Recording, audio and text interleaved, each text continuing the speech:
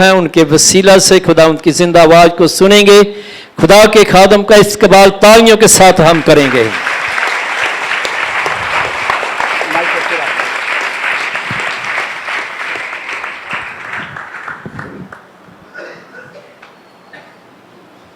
Praise the Lord. Hallelujah. Hallelujah. खुदावंद के नाम को जलाल मिले। पिछला हफ्ता काफ़ी बिजी रहा मेरा। सफ़र इतना सफ़र मैंने पूरे साल में नहीं किया होगा जितना मैंने इन 6 दिनों में किया है। पर इन सारी बातों के लिए खुदावंद के नाम को जलाल देते हैं। कई तो सफ़र करते हैं, नैनवा में जाने की बजाय कहाँ चले जाते हैं। पर वो लोग मुबारक है जिनका सफ़र खुदा के कलाम के मुताबिक नैनवा के अंदर होता है। एबटाबाद गया, टेक्सला गया, नारान, कागान, फैसलाबाद, लाहौर। खुदा अपने खादिमों को असीरों की तरह गश्त कराता है और उनके वसीला से अपने कलाम की खुशबू को हर जगह फैलाता है। मेरे लिए सबसे यादगार लम्हा टेक्सला के अंदर वो जगह थी जहां खुदावंद यीशु मसीह के 12 रसूलों में से एक रसूल वहां पर गए थे। का नाम तूमा था और आपको मालूम हो तूमा इंडिया के अंदर शहीद किया गया और तूमा पाकिस्तान के अंदर टेक्सला के अंदर आया, जहां वो बैठकर खुदा का कलाम लोगों को सुनाता था। उस जगह गए, उस जगह को जाके हाथ लगाया। एक अजीब खुदा के खादम की उस जगह पर घुटने टेकने से एक अजीब तसल्ली जिंदगी के अंदर आई है। और मैं पाकिस्तान के लिए खुदा की शुक्रगुजारी करता हूँ जिस जगह पर खुदा ने अपने 12 रसूलों में से एक रसूल को भेजा और उसका नाम तूमा था। कभी मौका मिले तो जाए टेक्सला के अंदर, आपको एक हिस्ट्री वहां पर मिलेगी कि खुदावन यीशु मसीह का शागिर्द तूमा आया। और सबसे बड़ी बात पता क्या है, वहां पर 2 गाइड करने वाले हैं और ये दोनों गाइड करने वाले गैर अक़वाम से हैं। और वो मुझे गाइड कर रहे थे, ये जगह है जहां हजरत मूसा के 12 शागिर्दों में से एक शागिर्द आया। मैंने कहा फिर दोबारा जाके स्टडी करना, ये सुनना, हजरत मूसा के शागिर्दों में से नहीं आया। 12 जिसके रसूल थे वो खुदावंद यीशु मसीह था। आमीन। आज का दिन हमारी जिंदगी के अंदर एक बहुत बड़ी अहमियत का हामिल है। मेरा और आपका नजात दहिंदा खुदावंद यीशु मसीह जो बादशाहों का बादशाह और खुदावंदों का खुदा है, आज के दिन वो यरूशलेम के अंदर आया है। इससे पहले भी कई बार वो आया है। और खुदावंद यीशु मसीह का जो ज्यादा खिदमत का दौरानिया है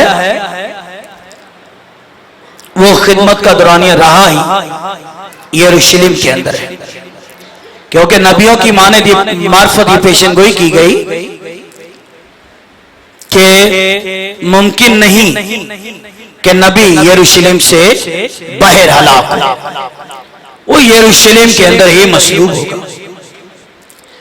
और यरूशलेम के बारे में खुदावंद यीशु मसीह की बेशुमार पेशन गोइयां हैं जिनका पेशन गोइयों का पूरा होना जरूर है। आपको पता आज का दिन किन किन चीजों की याद दिलाता है? पहली चीज, आज का दिन इस बात की याद दिलाता है कि यीशु मसीह जो है वो बादशाह है। इसलिए कि जब वो गधी के बच्चे पर सवार होकर आया तो लोगों ने कहा होशाना होशाना, मुबारक है वो जो किस नाम से? खुदावंद के नाम से आता है और वो बादशाह।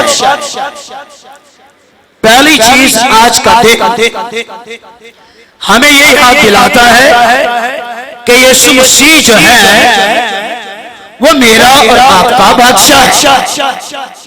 और पढ़िए मत्ती 19वें बाब में वहां ये लिखा हुआ है कि उसकी रान पर और उसकी पोशाक ये नाम लिखा हुआ है कि वो बादशाहों का बादशाह खुदा है। यीशु मसीह बादशाह है और ना वो सिर्फ हमारे दिलों पर बादशाही करने वाला है, बल्कि एक वक्त आएगा सारी दुनिया पर वो बादशाही करेगा। वो सारी दुनिया पर बादशाही करेगा। उसकी सलीब पर भी 3 ज़ुबानों इब्रानी, यूनानी और लातीनी, ये 3 ज़ुबानों के अंदर उसकी सलीब पर लिखा गया कि यीशु जो है वो बादशाहों का बादशाह, यही यहूदियों का बादशाह। उन्होंने पहला तू से कहा इसने क्या लिख दिया, हटा इसको। पर वो कहता है जो कुछ भी मैंने लिखना था सो मैंने लिख दिया। और एक दिन आएगा, और से सुनिए कलीसिया, ये वक्त दूर नहीं, एक दिन आएगा कि उसकी बादशाह सारी दुनिया पर होगी। किसी बादशाह आपको इंसाफ मिले या ना मिले, पर खुदा के बेटे यीशु मसीह की बादशाह में इंसाफ जरूर मिलता है। पहली चीज लोगों ने कहा कि ये मुबारक है बादशाह क्योंकि ये खुदावंद के नाम से। फिर दूसरी चीज, ये पाम संडे वाला दिन हमें इस बात की भी याद दिलाता है कि यीशु सिर्फ बादशाह ही नहीं बल्कि वो खुदा का बड़ा। और इसके बारे में उन्होंने कहा देखो ये खुदा का बड़ा है जो सारी दुनिया के गुनाह उठाए जा रहा है। मेरे और आपके सारी दुनिया के गुनाह खुदा के बेटे यीशु मसीह ने उठाए। अगर मरकस की इंजील 10वां बाब पढ़े तो यीशु मसीह ने कहा इब्ने आदम बखेरों के लिए अपनी जान फिदिया में देने के लिए आया। ये आज का दिन जो है आपको इस बात की भी याद दिलाता है कि कोई फिदिया देने वाला है, कोई कफारा देने वाला है, और जो हमारा फिदिया और कफारा देने वाला वो बैलों बकरों बछड़ों में से नहीं, वो कुर्बानी जो मेरी और आपकी है वो कोई 4 टांगों वाला भरा नहीं। मेरी और आपकी जो कुर्बानी है और मेरा और आपका जो फिदिया और कफारा है वो है खुदा का बेटा यीशु मसीह। वो फिदिया। फिर दूसरी चीज, यीशु मसीह बंधे हुए लोगों को खोल। उन्होंने अपने शागिर्दों से कहा उस गांव में जाओ, वहां तुम्हें एक गधी का बच्चा चौक पर बना हुआ मिले, खोलो। और अगर कोई तुमसे पूछे कि कर क्या रहे, तो उन्हें जवाब देना कि खुदावंद को इसकी जरूरत, वो जाने। ये बाइबल की सच्चाई कि यीशु खोलने के लिए आया, वो गुनहगारों को निजात देने के लिए, वो जिनको इब्लीस ने भागा यीशु ने आजाद करने के लिए।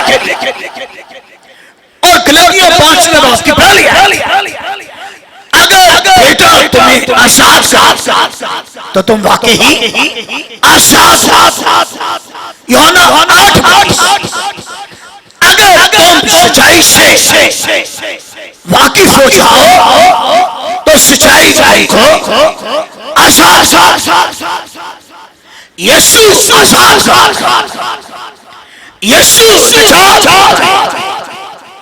ताकि रूह मुझ पर और उससे मसा, क्योंकि अख्तियार कर कैदियों को आजाद, वो गुनहगार कैदियों को आजाद करने के लिए आया,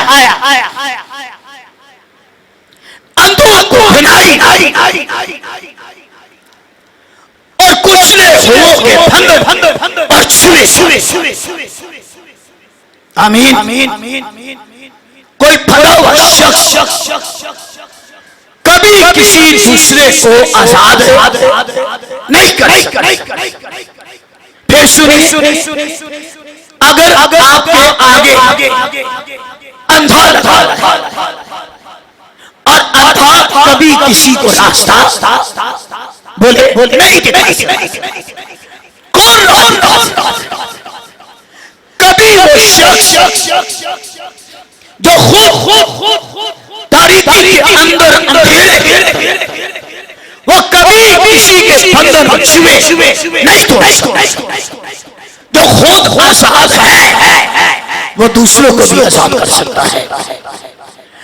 और यीशु आया कि जिनको इब्लीस ने भागा, अमाल 10:38, खुदा ने यीशु नासरी को रूहुल कुद्स और कुदरत से उसे मसा और उन सबको जो किसके हाथ से जुल्म उठा रहे थे, जो इब्लीस के हाथ से जो जुल्म उठा रहे, लिखा है वो उन्हें शिफा देने। और अगर आज कोई शख्स ये समझता है कि मेरी सेहत इब्लीस ने भागी, तो कलाम पर ईमान ले कि खुदा का कलाम उसके बंधन और छुओ तोड़। ईसाया में लिखा है, शायद मसा के सबब से क्या तोड़े जाते? छुए बंधन। जब उसका मसा और जब उसकी हजूरी में ये कुदरत है कि कोई इब्लीस का बंधन छुआ, उसकी हजूरी के बायस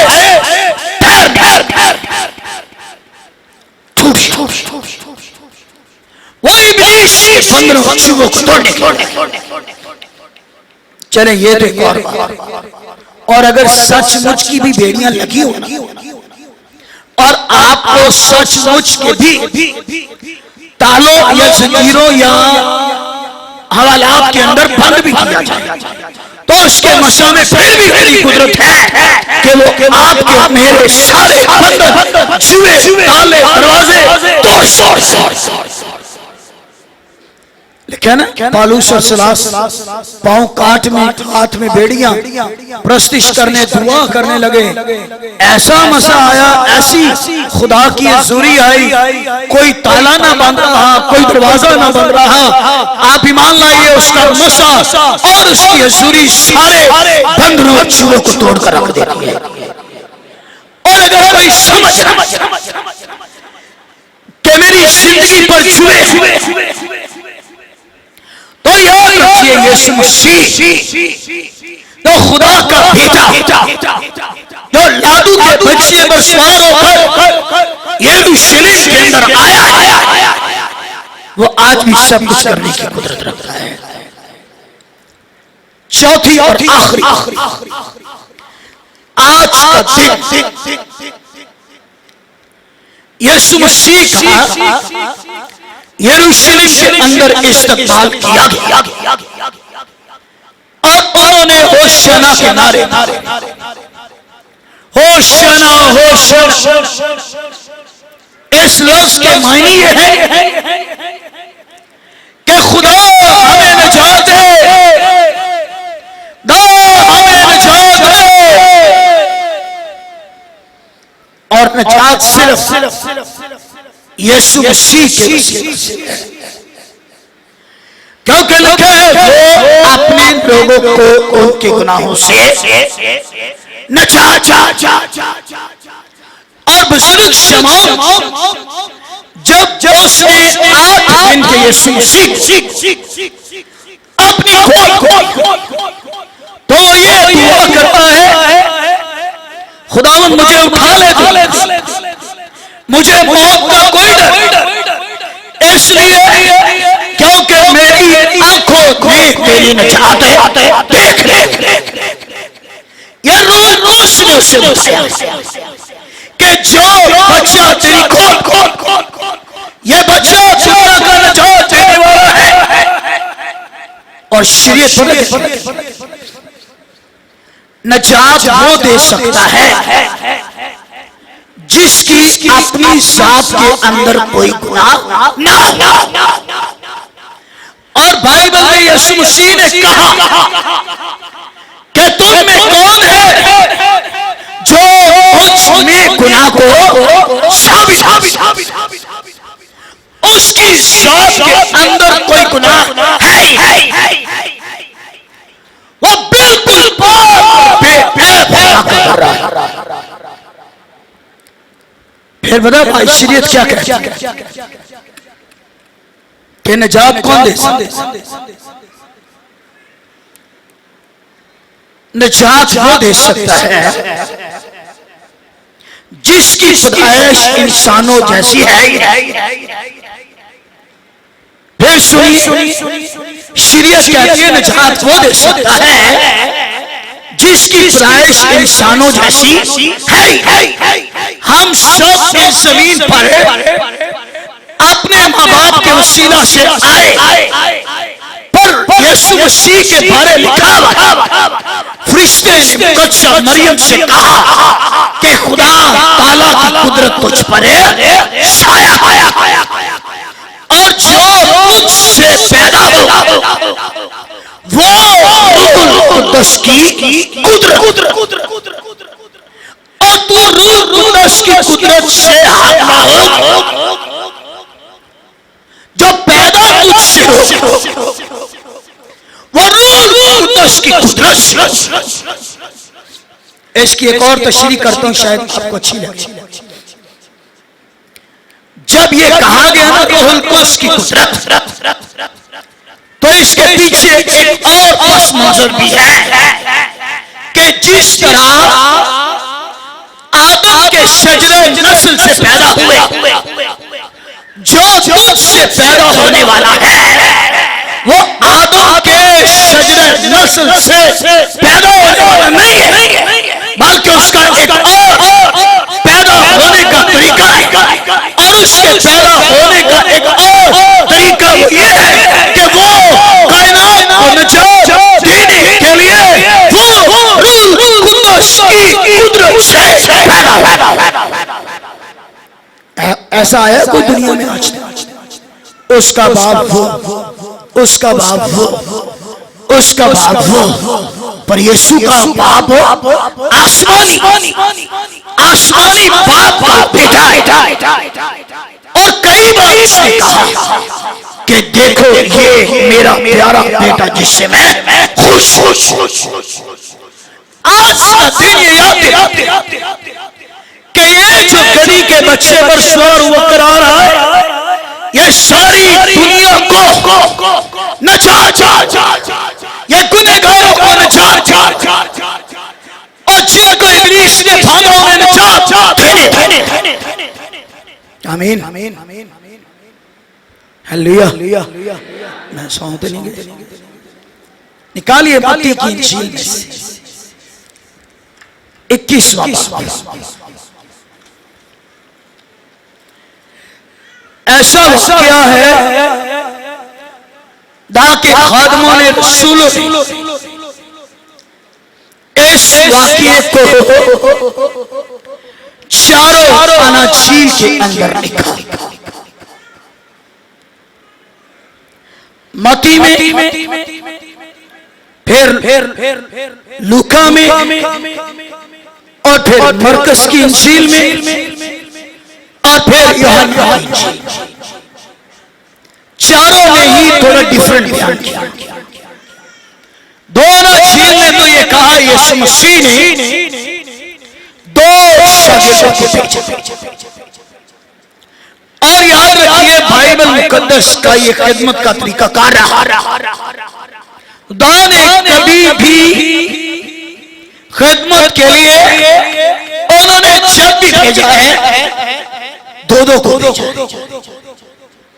जैसे यहोशुआ और कालेब, जैसे मूसा और हारून, एलिया और एलीशा, पतरस और यूहन्ना, उन्होंने दो को।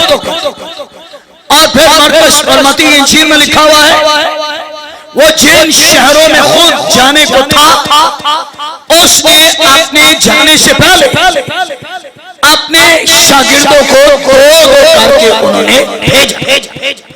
और एक डिटेल वहां के रास्ते के लिए क्या लेना और क्या रास्ते के लिए ना लेना। और जब उन्होंने भेजा वहां लफ्ज मुझे बहुत पसंद आता है। वहां लिखे यीशु ने उनसे कहा दो जूतियां ना पहना। और अगर एशियो छठे भाग में पड़े तो वहां ये लिखा हुआ है कि उसने हमें कौन सी जूती पहनाई है? उसने हमें सुलह की खुशखबरी के जूते।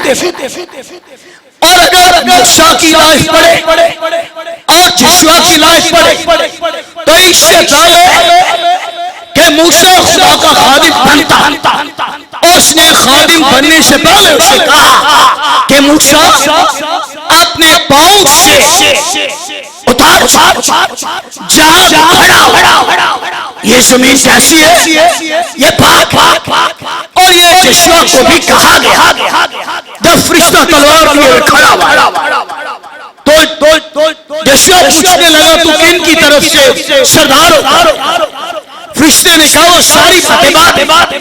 पहले बात यह है कि तू जिस जगह पर खड़ा अपने पांव से अपनी जूती उतार। पांव से जूती उतारने से मुराद खादमाना रवैया। और यीशु मसीह ने हमें अपने खादिम होने के लिए बुलाया। और जूती उतारने से मुराद अपनी पुरानी और अपनी बदकार जिंदगी को तर्क कर देना और अपनी पुरानी और बदकार जिंदगी को छोड़ आपको जो जूते पहनाए गए वो सुलह की और खुशखबरी के जूते आपको पहनाए। आपके मुंह से ऐसा सलामती का पैगाम निकले जहां लड़ाई झगड़े खानदानों में हो ना, आपके पैर रखने से ही उस खानदान के अंदर सुलह और सलामती आ जाए। आमीन। सुलह कर लेना कोई छोटी बात ही बड़ी बात, क्योंकि सुलह वो शख्स करता है जो अपने आप को दूसरों से छोटा। तो चलो अगर हम इंसानों की नजर में छोटे हो भी जाए तो कोई परवाह नहीं। और मसीह का पैगाम यह है कि जो कोई अपने आप को छोटा बता वो आसमान की बादशाही में बड़ा कहलाएगा। इसलिए महेश की किताब में लिखा हुआ है अगर एक आदमी चले गिर जाए तो कौन उसे उठाए, और अगर एक आदमी लेटा हो तो किस तरह कर्म किया जाए। और इसलिए लिखा है कि दो जाए, एक अगर गिर जाए तो दूसरा उसको उठाए। खिदमत में जब कोशिश करे। पतरस ने अपने पार्टनर चुना। क्या नाम? अमाल 30वें बाब पतरस ने जो पार्टनर चुना वो यूहन्ना। वह लिखे दुआ के 30वें पैर पतरस और यूहन्ना। पतरस अकेला भी जा सकता है या यूहन्ना अकेला भी जा सकता है, पर पतरस ने अपने साथ साथ यूहन्ना को मिलाया है और यीशु मसीह ने भी अपनी खिदमत करने के लिए अकेले को नहीं भेजा, उसने दो करके खिदमत की जाए। एक प्रशिश करे, दूसरा कलाम सुनाए, एक कलाम सुनाए, दूसरा गीत, एक गीत गाए, दूसरा कलाम सुनाए, बीमारों के लिए दुआ दी। और यीशु ने कहा दोष अगर जमीन पर किसी बात के लिए इत्तेफाक करेंगे तो आसमान पर उनके लिए हो जाए। उन्होंने दोष जाओ सामने वहां एक गधी का बच्चा बंधा खोल 21वें पहली आयत मत्ती 21।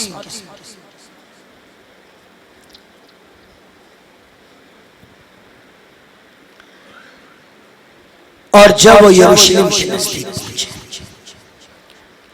जैतून के पहाड़ बैतफीगे के पास, तो यीशु ने दो शागिर्दों को ये कहकर भेजा, सामने के गांव में जाओ,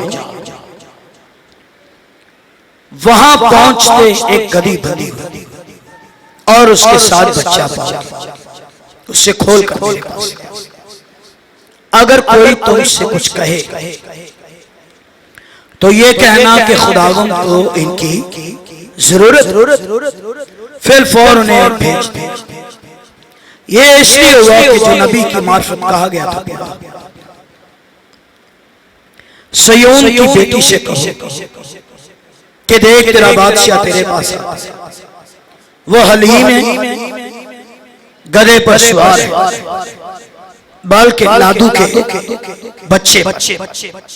वह शागिर्दों ने जाकर जैसा यीशु ने उनको हुक्म दिया था वैसे ही, और गधी और बच्चे को लाकर अपने कपड़े उन पर डाले और वो बैठ गया। भीड़ में से अक्सर लोगों ने अपने कपड़े रास्ते में बिछाए, औरों ने दरख्तों में से डालियां काट कर फैलाई, और जब भीड़ के आगे जाती और पीछे पीछे चली आती, पुकार कर कहती, इब्ने दाऊद को होशियार, मुबारक है वो जो खुदावंद के नाम पर आता, आल में भला होशियार। और जब वो यरूशलेम में दाखिल हुआ तो सारे शहर में हलचल पड़ी और लोग ये कहने लगे ये कौन? भीड़ के लोगों ने कहा ये गलील के नासरत का नबी यीशु। दो शागिर्दों ने उस गधी के बच्चे को खोला है और उसे यीशु के पास ले आए।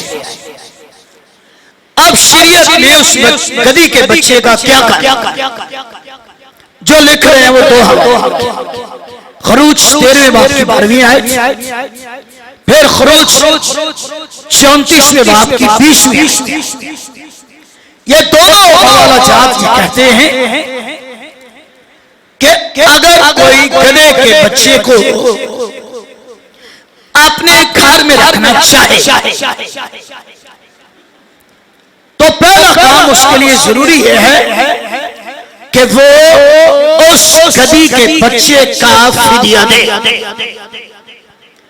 और अगर उसका फिदिया ना दे तो बैठ शौक पर उसकी गर्दन तोड़ डाल। अब जो चौक पर बना हुआ गधी का बच्चा है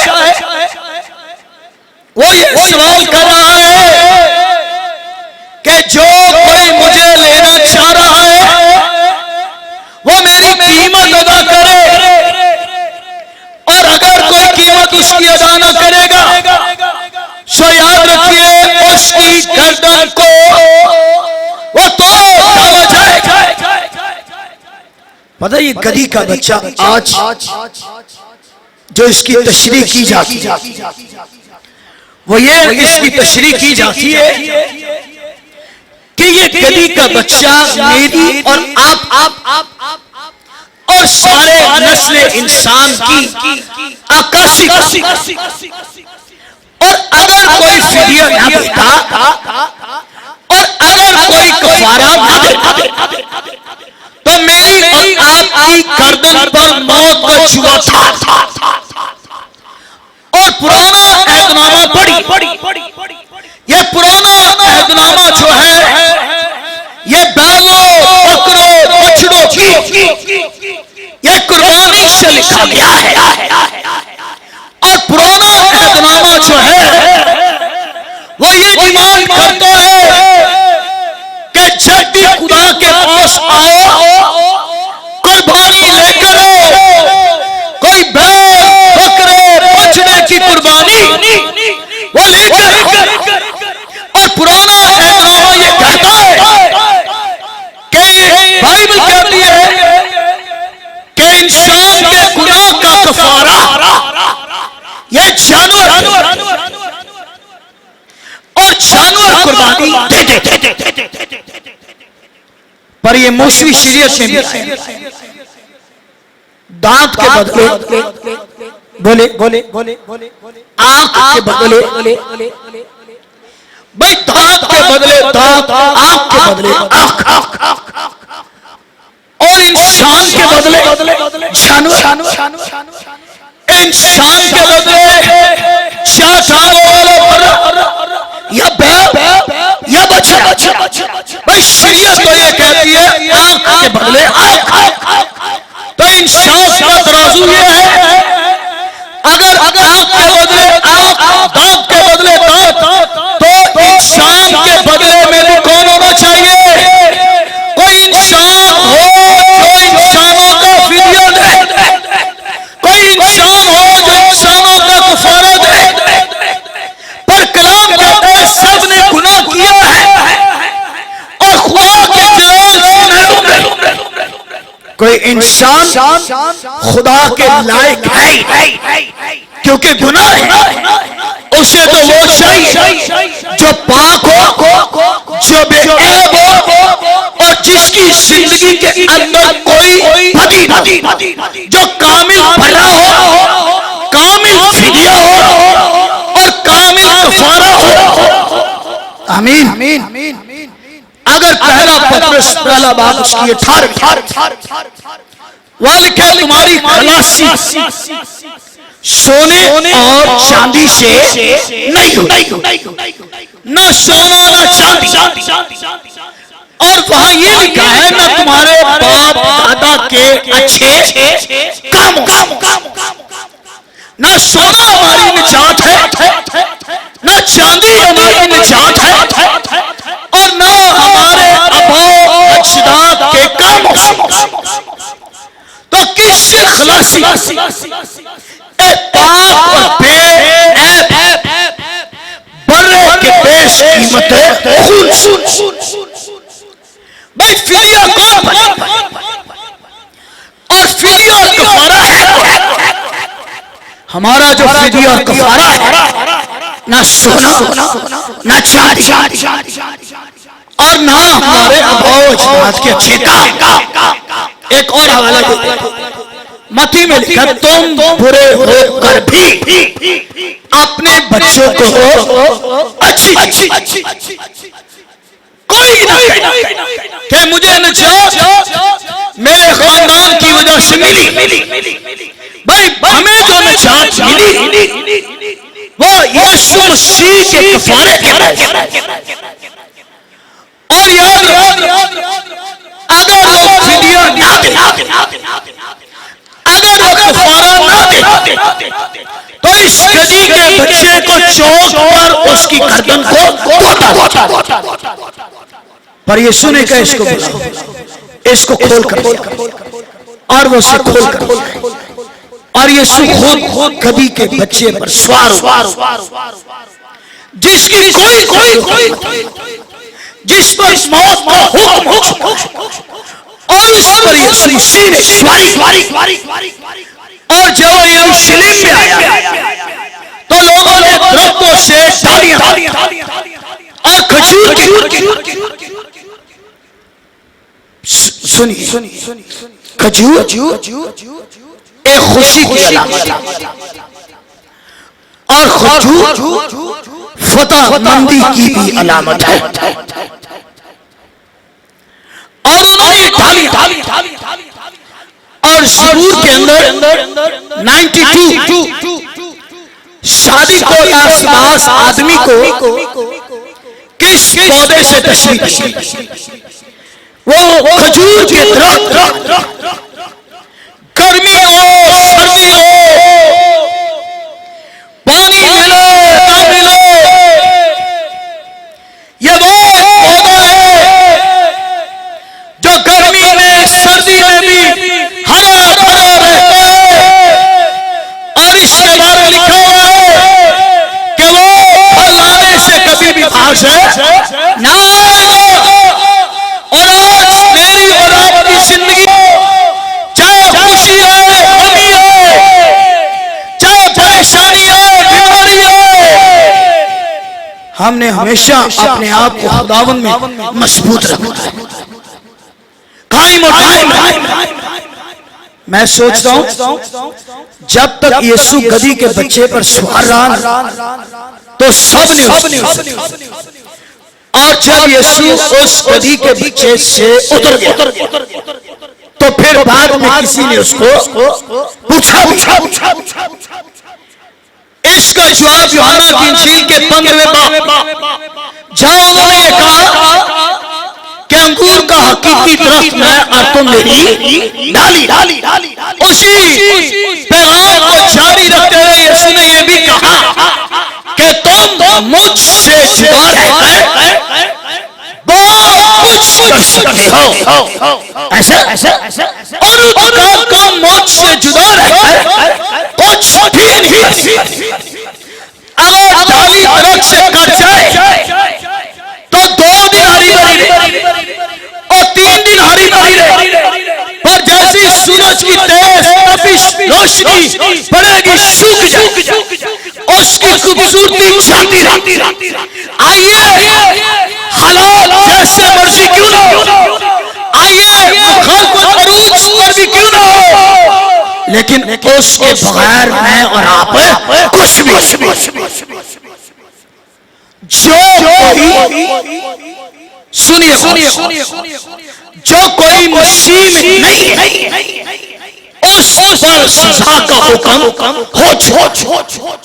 पर अगर कोई मसीह में है तो लिखा है मौत से निकल जिंदगी के अंदर दाखिल हो गया।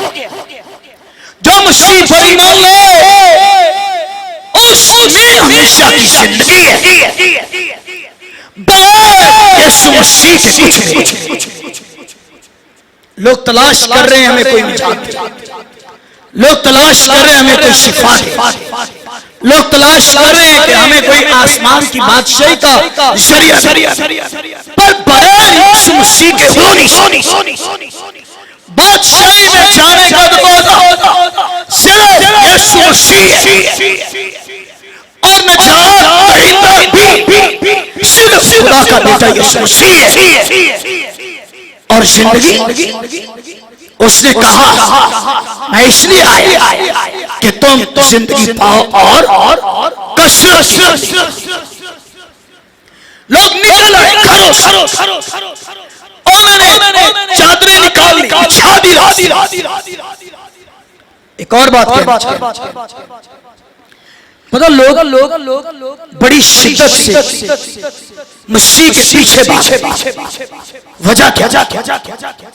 आज के दिन एक और भी क्या उसने अपने दोस्त लाजर जिसे उसने चौथे दिन जिंदा किया, और आज पाम संडे वाले दिन लाजर भी खुदावंद यीशु मसीह के साथ। भाई लाजर भी उस हजूम में, और यहां क्या पड़ा? लोग एक दूसरे से पूछ रहे ये कौन है? ये जो गधी के बच्चे पर सवार होकर आ रहा है ये कौन है? उन्होंने जवाब दिया कि ये नासरत का नबी यीशु, क्योंकि उस वक्त ये बात बड़ी मशहूर कि लाजर को जिसने चौथे दिन जिंदा किया वो गलील का रहने वाला और वो नासरत का नबी यीशु। लोगों ने कहा आओ यीशु को देख और आओ लाजर को भी देख। लाजर वो जो चौथे दिन जिंदा हुआ है, अगर कोई मेरी बातों की तस्दीक करना चाहे तो वो यूहन्ना की इंजील के 12वें बाब को पढ़े। 11वें बाब में तो यीशु ने लाजर को जिंदा किया है, फिर 12वें बाब में वहां ये लिखा है लोगों ने कहा आओ लाजर को देखें जो चौथे दिन जिंदा हुआ है, और लोगों ने यह भी कहा आओ यीशु मसीह को भी देखो जिसने चौथे दिन जो लाजर को मुर्दों में से जिंदा किया है, उसने चौथे दिन जिंदा और लोग अपने घरों से और मसीह का इस्तेमाल कर ये यीशु है और जिसके कलाम में कुदरत है, ये यीशु है जो मुर्दों को जिंदा कर सकता है। और उन्होंने देखा कि लाजर जिंदा हुआ है और उन्होंने यीशु को देखा कि यीशु ने लाजर को जिंदा किया। एक बड़ी और ये प्रस्तिश होशाना वो सिताइश। एक और ज़करिया यह पढ़ा गया जो नबी की मार्फत कहा गया था। नबी ने मसीह के बारे में क्या पेश ज़करिया 9 कोई ऊंची आवाज से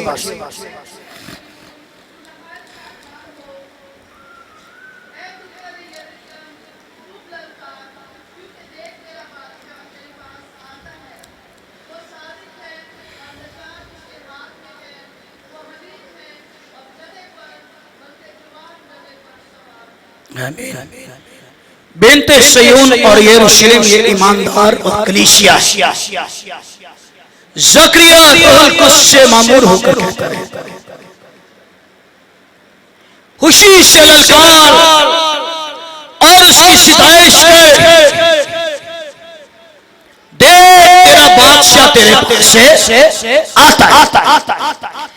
अब इस बादशाह की खूबियां पढ़ी। पहली खूबी उसकी यह है कि वो शादी किसे कहते हैं? किसे कहते हैं? शादी वो है जो सच्चा, जो हमेशा सच्चाई की तरफ खड़ा रहता है, वो शादी। और जो सच्चाई की तरफ ना खड़ा हो अपने नजरियात में तो वो शादी हो सकता है, पर जो सच्चाई की तरफ ना खड़ा हो वो शादी के नहीं। और हमने खुद ये कहा शादी वो है जो सच्चा है। और अगर आप यूहन्ना की इंजील के 4 और उसकी 6 मसीह ने वाज़ेह ऐलान के हक क्या सच्चाई राह हक और जिंदगी तो मैं अंजील के अंदर यीशु ने कभी एक बात कहा मैं सच पर जहां जरूरत पड़ी उन्होंने 2 बात की लफ्ज कहे कि मैं तुमसे सच यीशु मसीह की साथ और सच्चाई उसके वो सच। एक शख्स ने आके यीशु को कहा ऐ उस्ताद हम जानते हैं कि तेरी तालीम बिल्कुल सच्ची है और तू किसी आदमी की भी कोई परवाह नहीं करता। ये शादी की खूबी क्या सच्चाई बयान करने से कभी भी गुरेज ना करे। और मैं और आप शादी उस वक्त ठहरे जब सच्चाई सच्चाई की तरफ हम खड़े और यीशु के सारे कलीसिया को यह कहा गया कि वो शादी अपने लफ्जों से नहीं बल्कि अपने कामों से वो सच्चा शादी बेशुमार इमसाल की किताब में शादी की बरकतें लिखी लिखे जो शादी के उसके सर पर खुदा की बरकतों का ढेर है। हमेशा सच्चाई की दो लोग मेरे जहन में घूम रहे जिन्होंने हमेशा सच्चाई दिया, ज़करिया और इस्मा का बेटा यूहन्ना।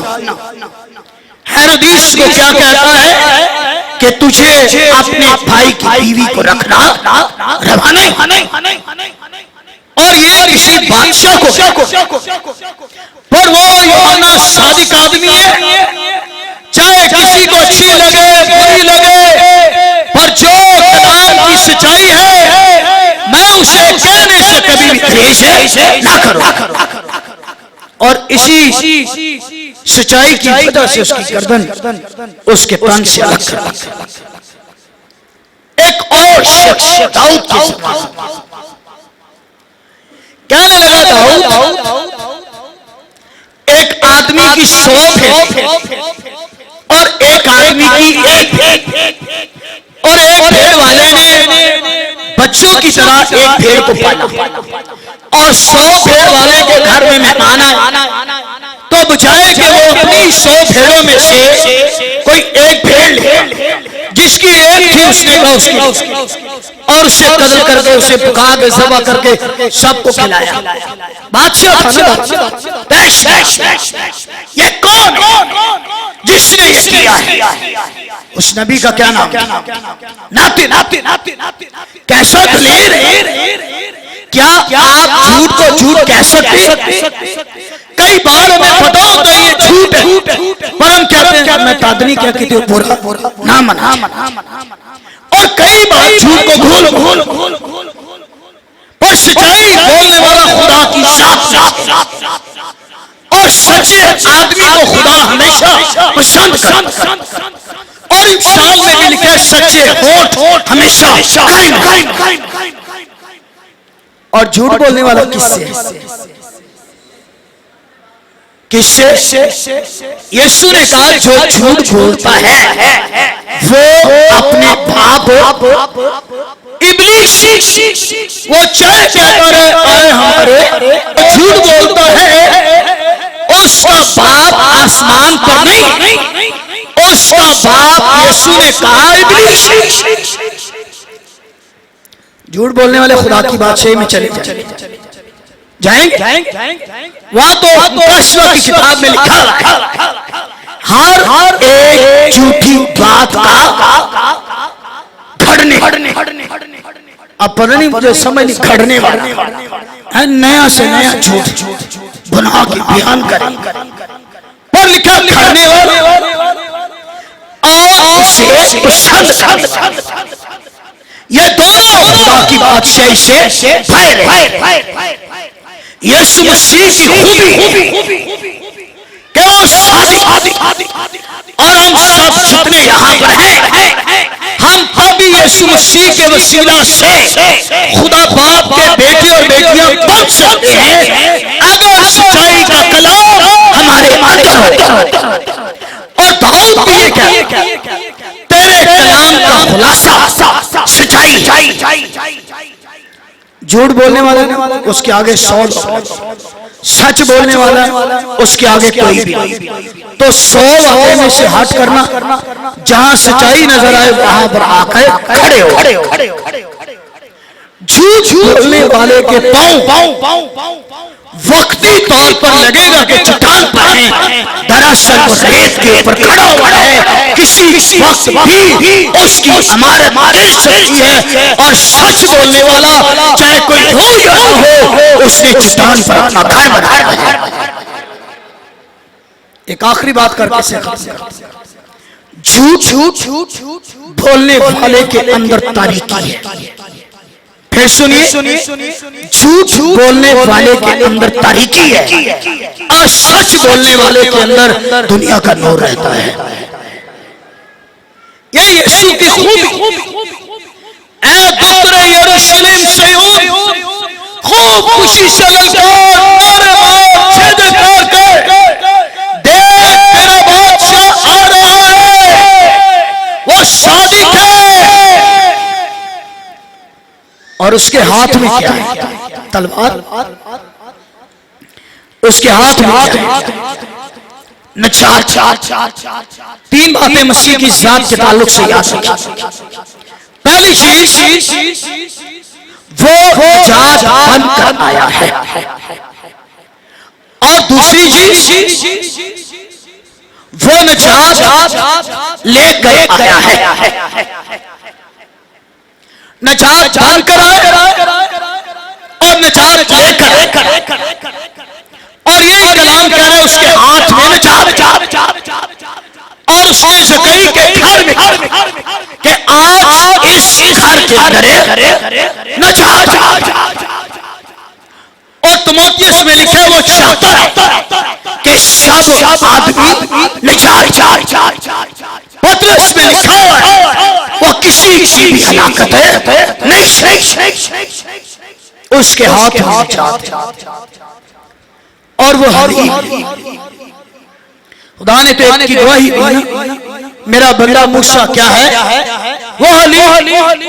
और फिर यीशु ने मत्ती की इंजील के 11वें बाब के 28वें, थके मांगे बोझ से दबे हुए लोगों, सब क्या करो मेरे पास। और वो उन्होंने कहा मुझसे सीखो क्योंकि मैं हलीम और दिल का फ्रोत। हलीम होना बड़ा मुश्किल। और अगर आप देखें जो हलीम बनती है, सारी रात उसके नीचे आग रहती है और सारी रात उसकी शक्ति को जो है वो तोड़ा जाता है। और अगर इस जमीन पर हम हलीम होंगे तो दाऊद अपने ज़बूर में कहता है हलीम लोग मुल्क के वारिस। और हलीमों के बारे कहा गया है वो खुदा का जलाल देख। खुदा यीशु मसीह भी है। और गधे पर जब कोई बादशाह किसी घोड़े पर सवार होकर किसी दूसरे मुल्क में जाता ना तो लोग डर जाते, कहने लगे कि ये बादशाह जो घोड़े पर सवार होकर आया ये जंग करने के ख्याल से आया। लेकिन अगर किसी बादशाह ने किसी और मुल्क से दोस्ती करनी होती तो फिर वो गधी के बच्चे पर सवार हो। और इससे लोग दूर से समझ आते कि ये जो गधी के बच्चे पर सवार होकर आया है ये जंग करने के लिए नहीं आया है बल्कि ये सुलह कराने के लिए आया। और इससे दूसरे बात में पढ़िए कि यीशु ने सलीब के वसीला से इंसान और खुदा दोनों की क्या कराई है? सुलह। और जब फरिश्ते आ रहे गीत गा रहे आलमे बाला पर खुदा की तमजीद और जमीन पर उन आदमी में जिनसे वो राजी है वो सुलह। ये जो गधी के बच्चे पर सवार होकर आ रहा है ये सारी दुनिया की सुलह कराने के लिए आ रहा है। और फिर मत्ती में यीशु ने कहा मुबारक है वो जो क्या कराते सुलह क्योंकि वो क्या होंगे? खुदा के बेटे कहलाएंगे। अगर कोई आपको सुलह का पैगाम मिले तो समझ आइए कि ये सुलह का पैगाम खुदा की तरफ से। एक आखिरी आयत मुकाशवा की किताब के साथ